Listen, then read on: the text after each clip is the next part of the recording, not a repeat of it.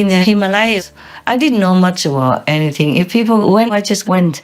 Sometimes I had to walk alone because they walked a different way and they walked so fast. And I'm alone with just a stick, and the sleeping bag would get heavier and heavier because the rain soaked into it. Also, the road was difficult and I was going upward. But I was happy. I did not think too much about anything. I was just walking, keep going, to find a pilgrimage area, to find any master to teach me something. I keep searching, looking, walking. It was a very hard time, but I never thought it was hard. I never for 1 second thought it was a hard time. Only now telling you, I remember that it could be described as hard time. Yeah? But for me, it was not. In India, you should never walk alone. Woman should never walk alone like that. You will be in danger anytime. Because the man will think of you like a bad woman. And you're looking for trouble if you walk alone. At that time, when I went there, I didn't think much. I was just looking for God.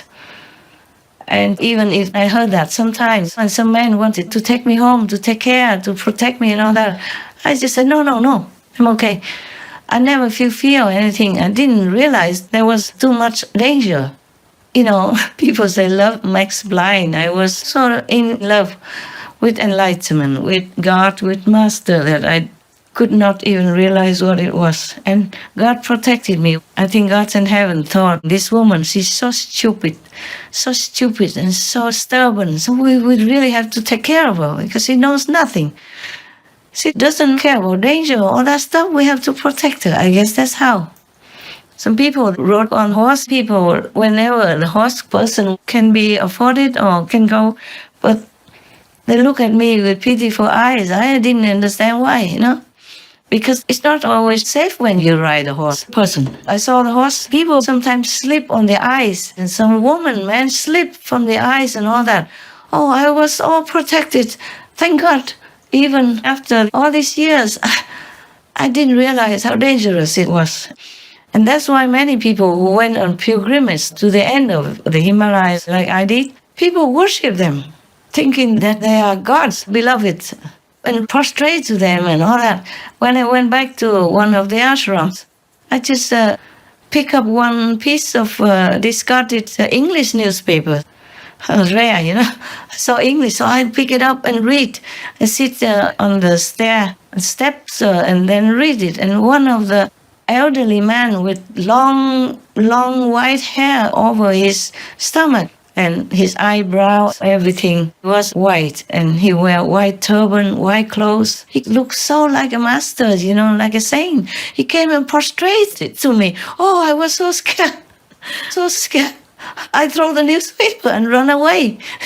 I forgot. I should have asked him why, but I never asked. I was so scared. I thought, what is he doing? Why prostrate in front of an unworthy woman? So anyway, to be a master is destined by heaven and God, okay? Only when God truly tells you and you know how to protect yourself from falsehood, or your master designates you to go to certain area to give initiation for how many people she already knows, or he has already been reported to. And you rely on your master's power. She has already been reported to about the number of people and where they're from, their age, their name and everything. Yes. Only if the master appointed you, you go there. Then you know you go there. That's it. You're not a master. You just carry the information. That's why we call these monks and nuns in my group Kuan Yin messengers. And they know the rules. So if you're not trained in it, there are some deep rules you don't know. They are not there just to be a fake master, enjoy offerings. They're not, because I forbid them to take anything at all. So everything they use from anybody, they have to pay. I pay for them. Of course, they also don't have money.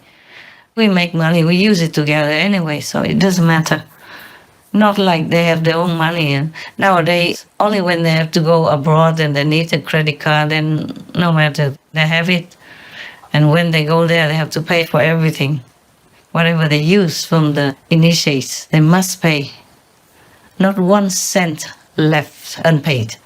You know all that. If you talk to my leftover residents, monks and nuns, you know that. They all know that. Only the ones who are left now, who didn't go out for fame and name to be a fake guru, whatever, married or anything, they keep to all these principles and they're pure. Those who left the monkhood for any reason, none of them has reached beyond the third world yet, so they're not completely liberated. Perhaps they have to return to human life one more time if their heart is not purified. And if they still remember and pray to the Master and return to their diligent practice, then their level still could be high, but it's difficult. Once you renounce your own ideal just to earn your own pleasure and mundane profit, then it's very difficult to climb back again.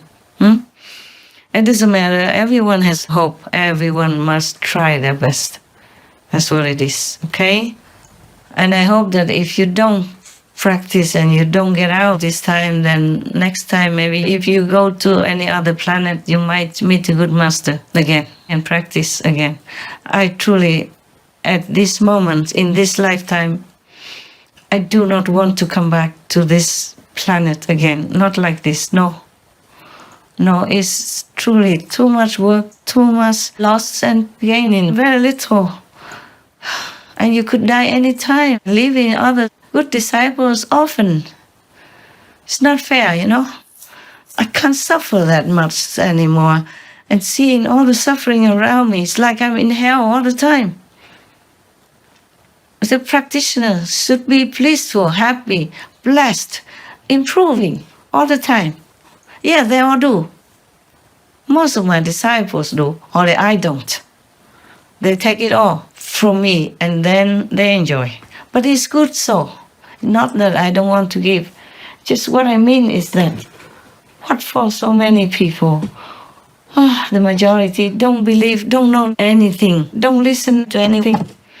Even your own people, you rescue them from refugee camps, you take nothing from them, and they turn it around against you. Yeah, making terrible things, doing wrong things, claim themselves as a master, do wrong things against all my principles, and make other people misunderstand my teaching even more, and make more people run away from my teaching, and thus they could not get liberation. And so the karma is immense, and it goes like chain. It's no good. That's no good, not fair at all. I just hope things will get better. So I have to work a lot. And as long as I'm here on the planet, I promise you I spare nothing to save this world and to save the people's physical lives as well as their souls. That's all I can tell you. I promise you. I don't dare say much.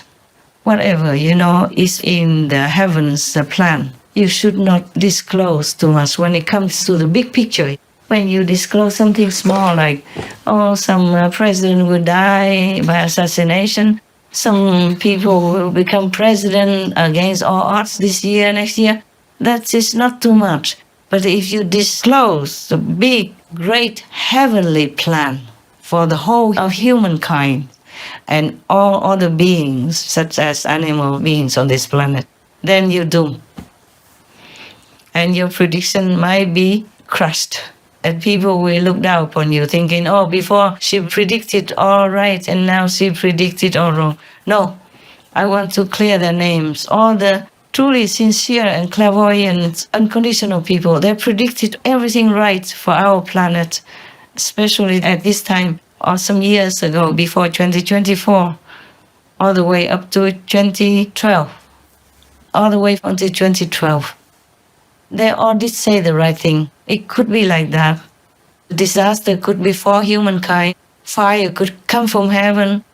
A flood could rise, even cover all the mountains, like that.